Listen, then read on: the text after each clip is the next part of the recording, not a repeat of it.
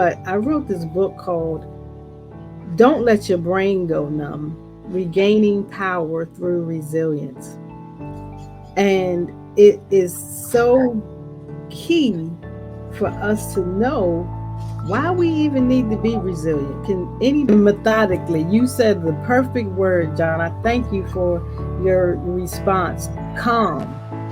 Calm is a major factor in being resilient.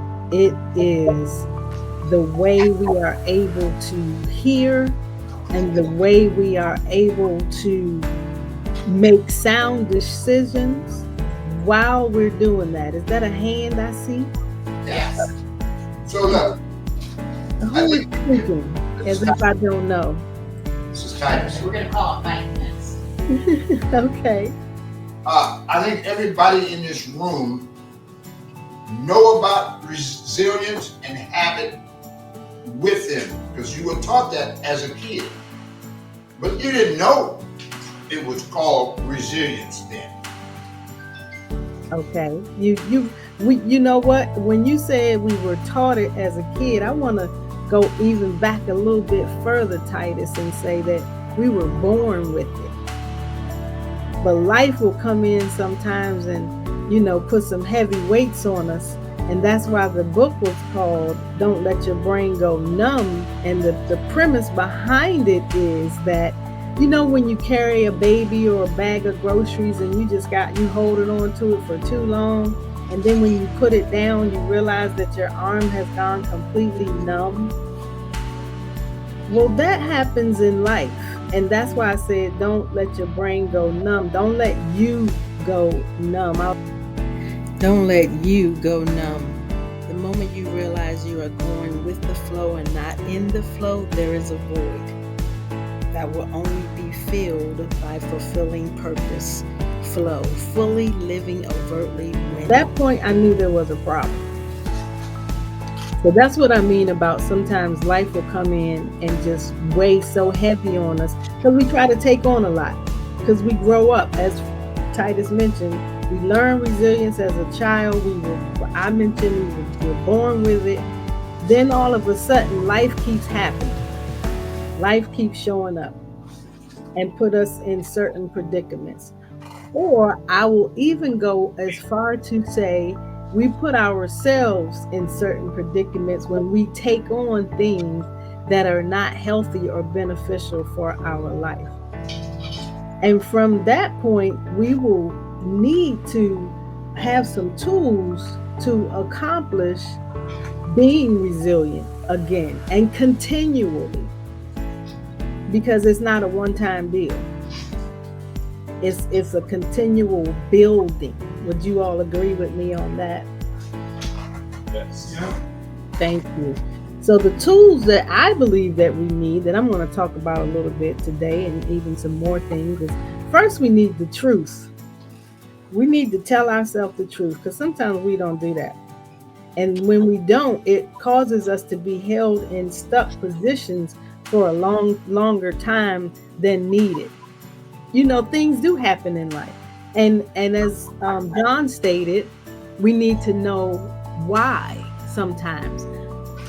And I would not disagree, but make it a little more expanded out and say, do we need to know why or do we need to know what? What is it that I'm supposed to learn from this moment? And I have this little thing when people say, what is your defining moment? Moments don't define us. We define the moment. Moments never should give you the time and space of this is how something should be. You make that decision, not life. Another thing I don't like that you learn stuff along the way is that I'm gonna live life on life's terms. No, I'm not. Because as the children say today, life be lifing. And I'm not gonna live according to what life brings to me. Would you all agree that some things that life brings to you, those are not things that you're supposed to live by? going running when I was living in the Linden, running down the street, going to the beach because that was my happy place. That made me feel, first of all, like I could just go down there and dump everything out in the ocean. No, physically that was not happening, but guess where it was happening?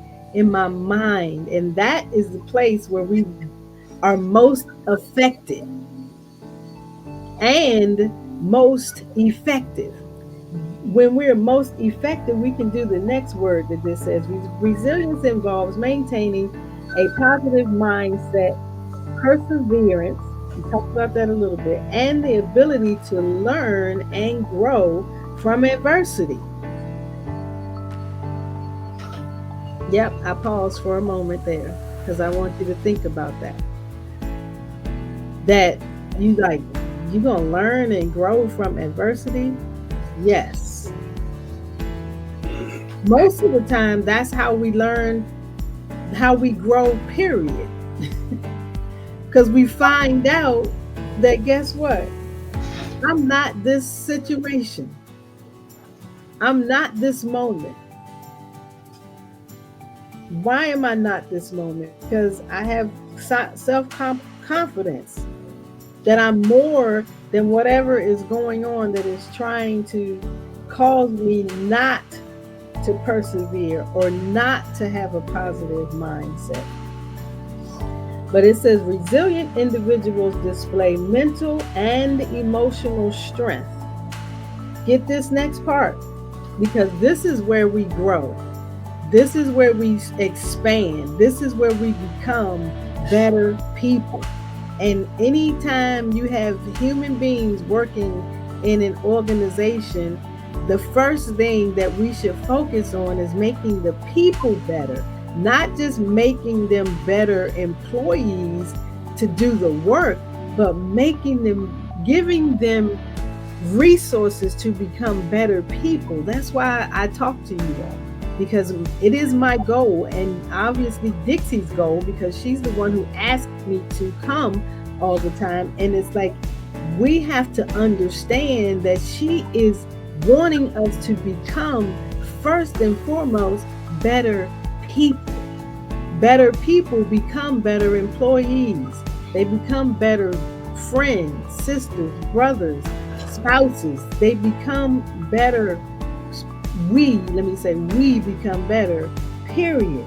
But listen at this. When we are able, resilient individuals display mental and emotional strength, which allows them to navigate through difficult situations and with determination and resilience. Navigate through. Navigating through simply means that I have wisdom enough to understand how to make it through with good problem solving skills, that I look at this with optimism, that I am regulating my emotions so that I stay determined. Because I don't know about you, but if I'm not regulating my emotions, most likely I'm going to want to give up and say, forget it, walk away, not even want to deal with it anymore, which is not a good option. My quote that I wrote about resilience says, inner strength displayed outward is the demonstration of resilience. This means we keep going no matter what happens. Just got to keep it simple. We keep going no matter what happens. And I'm happy to look into this room and see people who have continued in this process of being with COA. I'm sure without a doubt, there have been days when you want to say, you know what, I don't want to do this no more. You don't gotta raise your hand. Don't make a move, because we don't want your neighbor to think that you're ready to walk out on them, because that's what will happen. If we walk out, if we leave the people that sit next to us with more to do. Now, I like to use the example of the lotus flower and its daily process. Anybody ever seen a lotus flower? Know what it looks like? Know what it does? I know what it looks like. I don't know what it does other than grow.